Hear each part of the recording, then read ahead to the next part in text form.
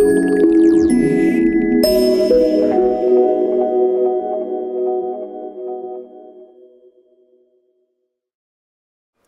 que é isso daqui, meu irmão? É o quê?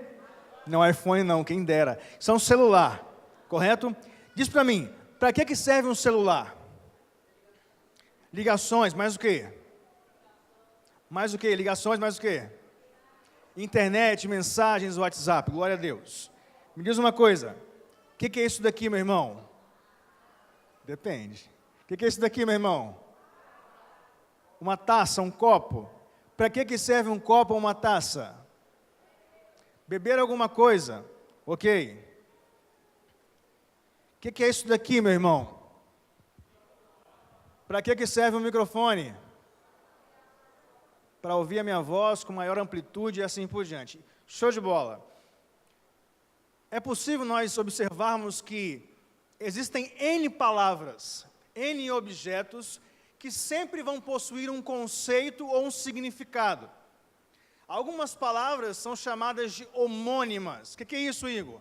Palavras que têm, o mesmo nome, porém com significados diferentes. Por exemplo, manga, mas que manga? Da minha camisa ou a manga fruta? É justo aquele que faz as coisas corretamente ou é a minha calça que é justa? Então, e também temos palavras que, infelizmente, são conceituadas de maneira errada. Eu vou te dar um exemplo, e eu peço que você não fique chateado com o que eu vou dizer, mas é uma grande verdade e que, infelizmente, aplicamos a palavra da maneira errada. Por exemplo, religiosidade. Eu tenho certeza que quando você pensou em religiosidade, a primeira coisa que veio à sua cabeça foi aquela pessoa que quer que o culto acabe 8h30, que comece às 7h em ponto. Mas será que é isso mesmo? Vou fazer você pensar um pouquinho. Me diz uma coisa, você faz parte de qual religião? Cristã. Ok, se você é cristão, automaticamente, quais são as práticas de quem é cristão? Ler a Bíblia, visitar o próximo, amar o irmão, não pecar e assim por diante. Aquela pessoa que pratica a sua religião, ele é um religioso, meu irmão. Logo, o que ele faz é uma religiosidade. Infelizmente, nós aplicamos o conceito de religiosidade da nossa maneira, sem entender o seu conceito correto, de acordo com a língua portuguesa, vamos pensar assim, e dizemos que a pessoa que é religiosa ou religioso é aquela pessoa que não segue a palavra de Deus, e conceitualmente está errado. Mas, hoje, nós não vamos falar de religiosidade. Eu só quero que você compreenda os conceitos que podem existir e como que aplicamos esses conceitos. Mas, Igor, por que motivos você está falando de conceito, de significado de uma palavra? Para poder pensar com você essa noite acerca de uma palavra. Uma palavra que, se entendida da forma errada, se aplicada ao seu conceito de forma errada, ela pode ser usada de uma maneira infeliz. E essa palavra é sucesso.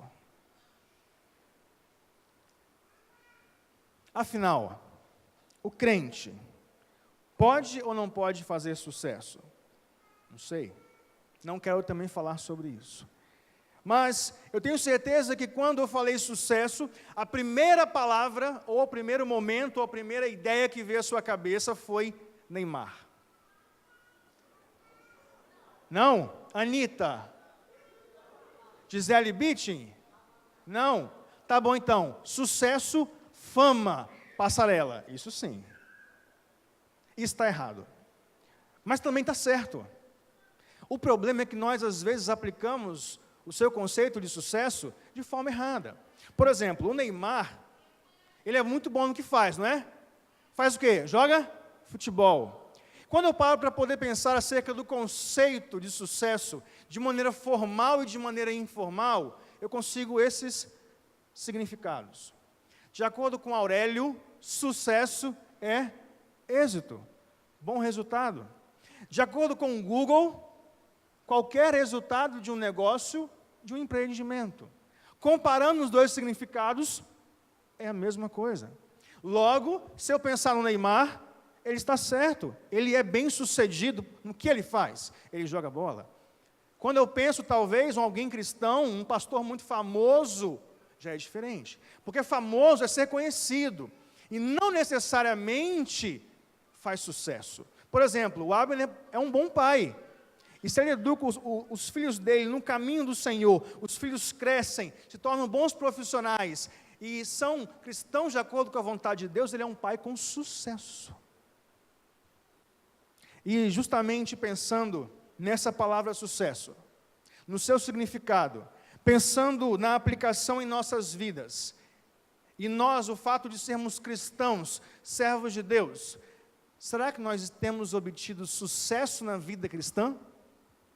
Se sucesso significa obter bom êxito, resultado, nós como cristãos, será que estamos conseguindo ter sucesso na vida cristã?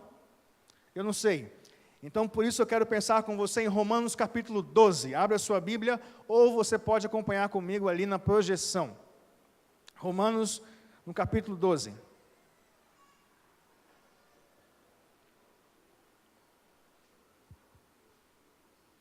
Nós estamos iniciando um ano, e é muito comum que pregadores falem de como que foi o ano passado, como nós não podemos viver no ano passado, e como devemos viver esse ano melhor do que foi o ano passado.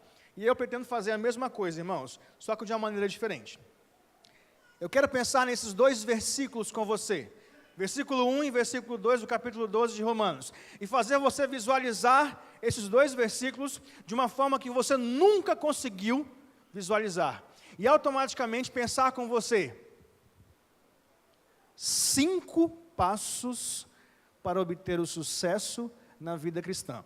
Se você seguir esses 5 passos, isso daqui não é coach, ok? São 5 passos que, se você entender, compreender, ouvir e colocar em prática dia após dia, a sua vida nunca mais vai ser a mesma. Mas você precisa segui-los. Vamos ler? Romanos 12, a partir do versículo 1. Portanto, irmãos, exorto-vos pelas compaixões de Deus, que apresenteis o vosso corpo como sacrifício vivo, santo e agradável a Deus, que é o vosso culto racional. E não vos amoldeis ao esquema deste mundo, mas sede transformados pela renovação da vossa mente, para que experimenteis qual seja a boa, agradável e perfeita vontade de Deus. O primeiro passo para o sucesso na vida cristã é apresentar o nosso corpo a Deus como sacrifício vivo. O versículo 1 diz: portanto, irmãos, exorto-vos pelas compaixões de Deus, que apresenteis o vosso corpo como sacrifício vivo. A intenção do apóstolo Paulo é chamar os romanos convertidos daquele período para que pudessem consagrar a sua vida a Deus. Possivelmente você já tenha visto algum filme, algum seriado, ou leu algum livro ou história que falasse dos romanos. E certamente os romanos eram conhecidos como pagãos, tinham muitos deuses, uma filosofia estranha em alguns pontos, originária da Grécia, e também, principalmente, muita promiscuidade, adultério, fornicação, tudo aquilo que era imoral do corpo, para os romanos era normal. E o apóstolo Paulo se vê diante de uma situação que ele precisa trabalhar para mostrar que eles precisam ser diferentes. E Paulo faz um apelo. Primeiro, ofereçam a vida de vocês como um sacrifício vivo. E aqui ele usa a palavra corpo. Talvez para você, meu irmão, é muito estranho, que é visitante, ler e ouvir sacrifício. Mas como assim? Vou sacrificar a minha vida a Deus? Calma. Não é literal. Não no corpo, no sangue, no meu sangue, mas é simbólico. Mas a ideia espiritual é a mesma coisa. E Paulo usa corpo por quê? Justamente para mostrar àqueles romanos que a expressão de adoração deles era necessário ser vista por todos. Então não bastava somente a teoria, não basta somente eu vir aqui e dizer para você o que você deve fazer sem antes eu não viver aquilo ali. Então Paulo precisava mostrar para os romanos que eles precisavam sacrificar o seu corpo a Deus, e em sacrifício vivo. Mas o que é sacrifício vivo, Igor? Tem como um animal, no Antigo Testamento, que era oferecido a Deus no sacrifício, fazer efeito para Deus, se ele estivesse morto? Não. Não há possibilidade, irmãos, de nós oferecermos a Deus alguma coisa. Se você quiser entender melhor, substitua sacrifício por oferta. Não tem como nós entendermos, nós adorarmos a Deus, nós vivemos para Deus um sacrifício vivo, se a nossa vida não estiver viva. É até estranho dizer isso, mas é verdade. Talvez nós estejamos na casa de Deus, estejamos assim cantando, louvando, adorando de braços abertos, gritando, uou, mas nossa vida está morta. Porque nós estamos, infelizmente, deixando de oferecer a Deus um sacrifício vivo. E a palavra sacrifício ela é muito pesada, justamente para isso. Você precisa abrir mão daquilo que você sabe que não faz bem a você e oferecer a Deus, na verdade, a sua vida de maneira viva. Será que nós estamos ofertando a Deus a nossa vida de maneira viva, o nosso corpo de maneira viva? Ou será que a sua adoração está morta e o que sai da sua boca são apenas palavras que não passam do teto? Sabe o que mata o sacrifício, meu irmão? Sabe o que faz que ele fique morto? Pecado. Nós precisamos combater constantemente, a cada minuto, o pecado. Porque é o pecado que nos afasta de Deus. É o pecado que faz com que aquele animal que está vivo seja morto. É o pecado que faz com que a nossa adoração não chegue a Deus e que automaticamente o nosso corpo não seja oferecido a Deus como sacrifício vivo. E como nós podemos pensar em obter sucesso na vida cristã, se automaticamente eu já peco no primeiro ponto, eu já automaticamente deixo de oferecer a minha vida de maneira viva a Deus? Se nós quisermos realmente oferecer a Deus a nossa vida, é necessário haver sacrifício. As pessoas que estão ao seu redor conseguem notar que você é um servo de Deus? As pessoas que te veem no seu trabalho, no dia a dia, onde quer que esteja, conseguem visualizar que você é alguém diferente? Ou será que você é mais uma pessoa que acha que é cristão, mas na verdade não é? Eu gosto muito do exemplo da cruz. Nossa vida tem que ser como se fosse uma cruz. O amor a Deus e o amor ao próximo. Isso é uma verdade. E enquanto nós não entendermos essa verdade, que precisamos oferecer a Deus, apresentar o nosso corpo a Deus como sacrifício vivo, infelizmente, nós não conseguiremos obter o sucesso na vida cristã. Não estou falando de dinheiro, não estou falando de mordomias, coisas materiais. Estou te mostrando como obter bom resultado, bom êxito numa vida cristã. Simples, mas ao mesmo tempo muito difícil. Eu te pergunto, você quer obter o sucesso na vida cristã? Então apresente o seu corpo a Deus como sacrifício vivo. Segundo passo, se quisermos obter o sucesso na vida cristã, é apresentar o nosso corpo a Deus como um sacrifício santo. O versículo 1 diz: portanto, irmãos, exorto-vos pelas compaixões de Deus, que apresenteis o vosso corpo como um sacrifício vivo e santo. Paulo quer que os romanos convertidos sejam separados. Separados de quem, irmãos? Das pessoas ou do mundo? Dos dois. Não pense que o fato de você ter um amigo ou ter alguém que você gosta muito e ele te leva para o caminho errado, você deve ficar perto dessa pessoa. Cuidado, porque ele pode te arrastar para o lado errado também. Nós precisamos ser separados. Precisamos ser, como a palavra mesmo diz, separados para Deus, separados do mundo, assim como Paulo orienta os romanos que sejam. Infelizmente, nós vivemos em um tempo em que as pessoas parecem que só querem receber Jesus e não estão dispostas a viver para Ele. Eu falei aqui num culto de quinta-feira, acerca de Romanos 8,14. Aqueles que são guiados pelo Espírito de Deus, estes são filhos de Deus. E eu falei assim, se você conhece alguém que diz que é filho de Deus, mas que você sabe que não é convertido de coração, você pode dizer para ela, você não é. Tem muita gente querendo receber de Deus. Me dá isso, me dá aquilo. Não, Deus na minha vida, Deus é tudo, amém, glória a Deus. Mas na verdade, a sua vida não tem uma devoção a Deus, não faz nada, não sacrifica, não oferece nada a Deus. Automaticamente, para que serve a nossa vida?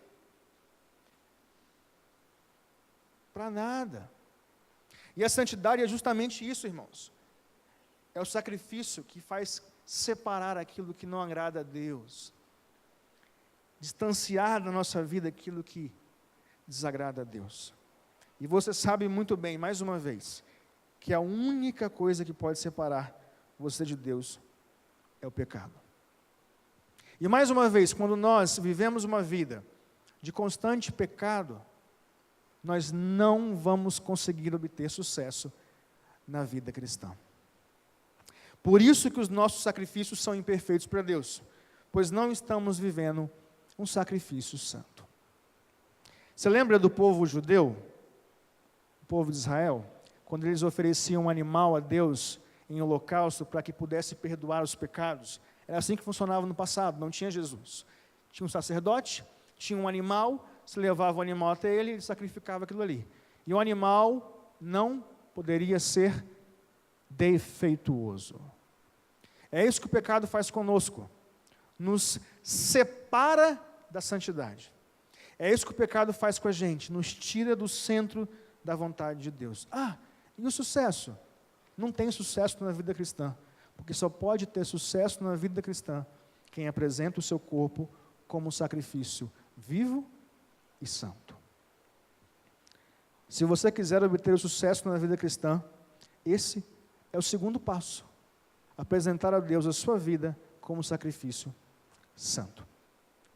Terceiro passo, se você quiser obter o sucesso na vida cristã, apresentar o nosso corpo a Deus como um sacrifício agradável. Leia comigo. Portanto, irmãos, exorto-vos pelas compaixões de Deus, que apresenteis o vosso corpo como um sacrifício vivo, santo e agradável a Deus, que é o vosso culto racional. O apóstolo Paulo, mais uma vez, quer chamar a atenção dos romanos convertidos, para que pudessem oferecer a sua vida como um sacrifício agradável. E se eles não fizessem isso, isso não iria agradar a Deus. Deixa eu te fazer uma pergunta. A sua adoração, a sua intimidade com Deus, eleva um cheiro agradável a Deus? Quando o animal, na época do povo de Israel, ele era queimado, ele era sacrificado, a palavra de Deus nos fala, inclusive em Êxodo, você pode ler na sua casa, que aquele cheiro chegava até Deus, como um aroma suave a Ele. Nós não precisamos oferecer a Deus nenhum animal sacrificado. Mas será que a sua vida, a forma como você vive, o que você faz, será que você consegue cantar, louvar, ler a palavra de Deus, exaltar o nome de Deus? E automaticamente, quando você canta, das suas cordas vocais não saem somente sons que envolvem o ambiente, mas saem sons que agradam a voz e o coração de Deus. Ou será que você é mais um no meio da multidão que, infelizmente, vem para a igreja, lota um banco, faz com que eu, como membro dessa igreja, fique muito feliz, mas só Deus sabe como está o seu coração. Só Deus conhece a sua intimidade e sabe que é preciso mudar, é preciso sacrificar para que a sua vida possa ser agradável a Deus. Novamente, irmãos, pecado.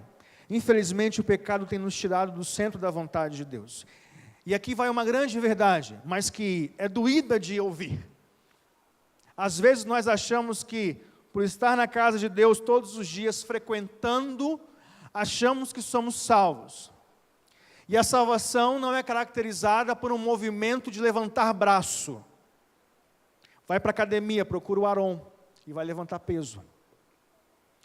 A salvação é caracterizada por uma mudança de vida, por uma transformação, por alguém que entende a palavra de Deus e muda.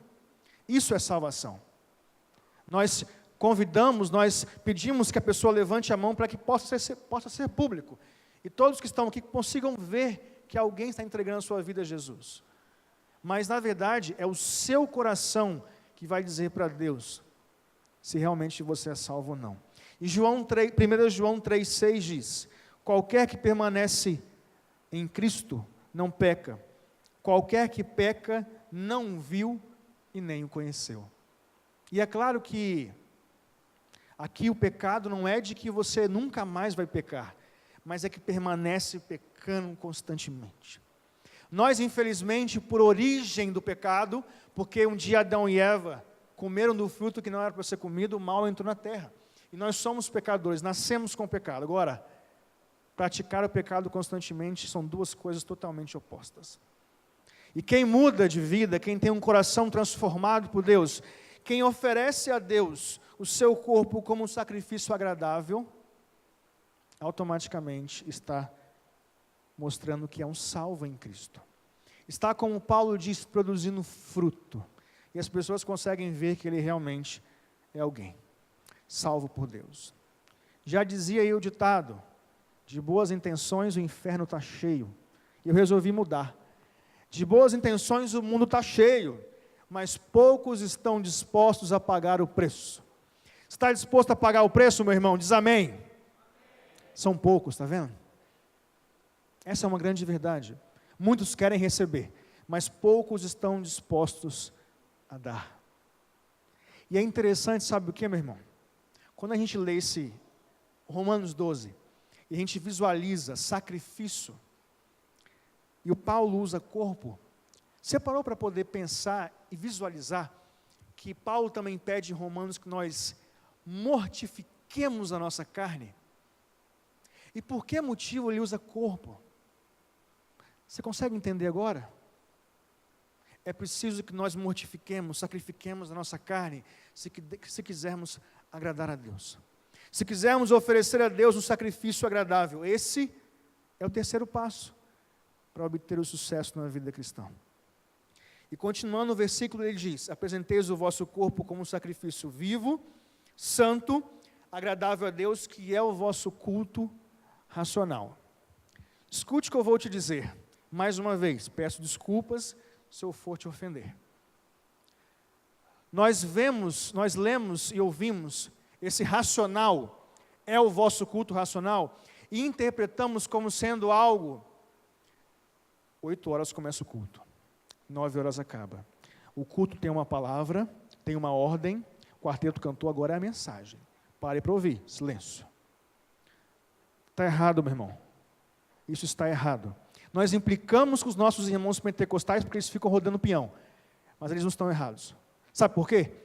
A palavra aqui racional, a origem da palavra, a raiz, é da mesma palavra de João 1:1. No princípio era o verbo, no princípio era a palavra, no princípio era o logos. A raiz é a mesma. Sabe o que Paulo quer dizer com culto racional? Culto que é prestado com a mente, espiritual. Não é culto que eu venho aqui 8 horas da manhã, que eu escuto a mensagem e automaticamente eu estou recebendo a palavra de Deus. Não, meu irmão, é com a mente, e a mente é espiritual. É você entender automaticamente, ligando os passos, que eu não posso pecar porque isso desagrada a Deus. Eu preciso oferecer a Deus a minha vida como um sacrifício vivo, santo, agradável. Isso é culto racional. Então, se o teu irmão pentecostal roda, deixa ele. E vá viver uma vida santa e agradável a Deus. Isso é um culto racional. Amém. Se você quiser obter sucesso na vida cristã, esse é o terceiro passo.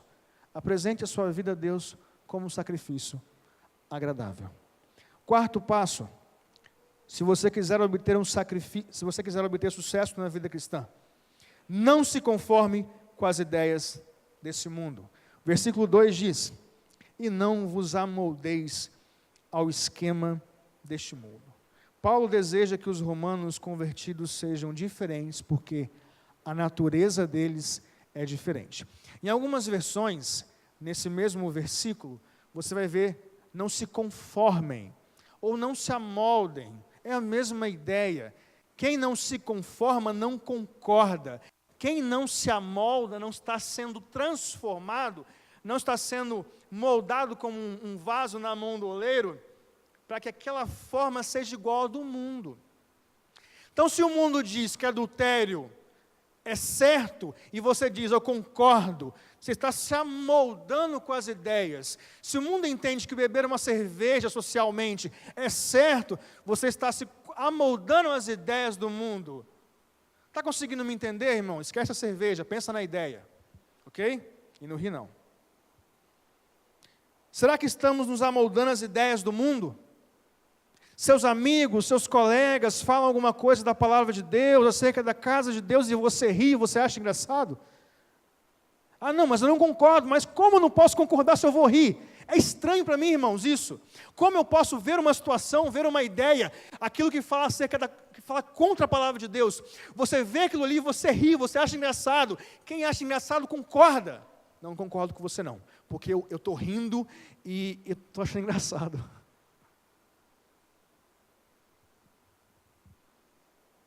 Talvez, principalmente para quem é novo convertido, aqueles que têm talvez meses de convertidos, aqueles que se batizaram recentemente, eles entendem melhor isso do que algumas pessoas, incluindo a mim, que somos mais antigos na casa de Deus, porque eles acabaram de ter uma transformação do coração. Então, eles entendem porque recentemente eles entenderam que não pode mais fazer isso, eu não posso mais fazer aquilo porque desagrada a Deus. Então é muito mais difícil às vezes para eles. Então eles entendem isso de maneira mais clara. Mas é uma palavra para todos nós.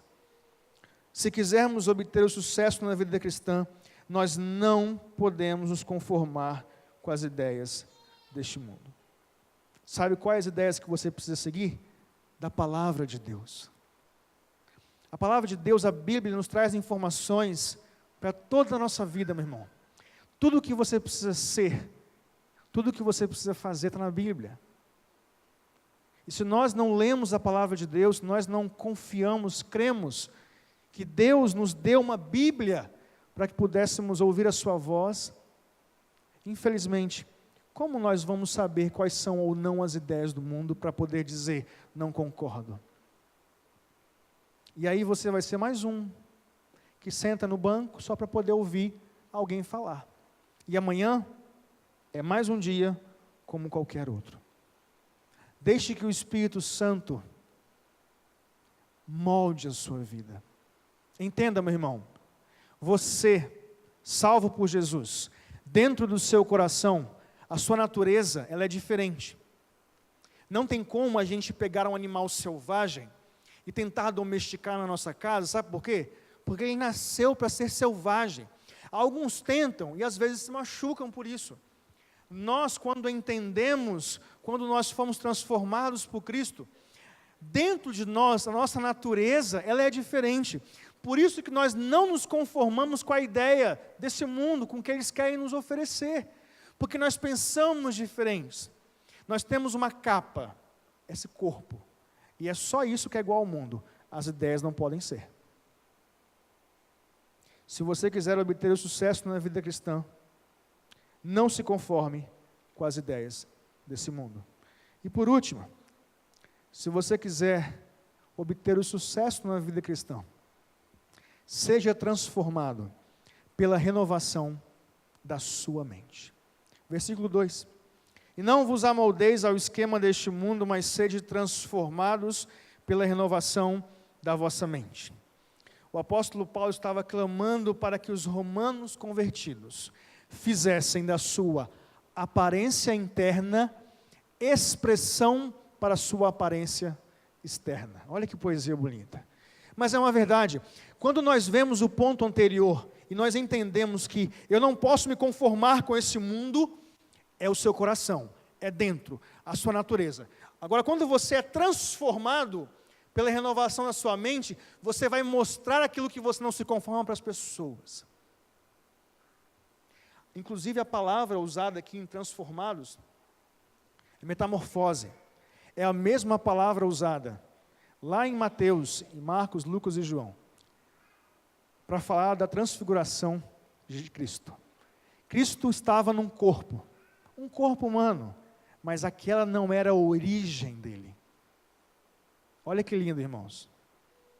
Nós estamos no corpo, mas essa não é nossa origem. A nossa natureza é diferente. E por isso, porque nós não nos conformamos, automaticamente a nossa mente é renovada. Você nunca parou para poder prestar atenção nisso? Seja transformado pela renovação. A sua mente já existe, meu irmão.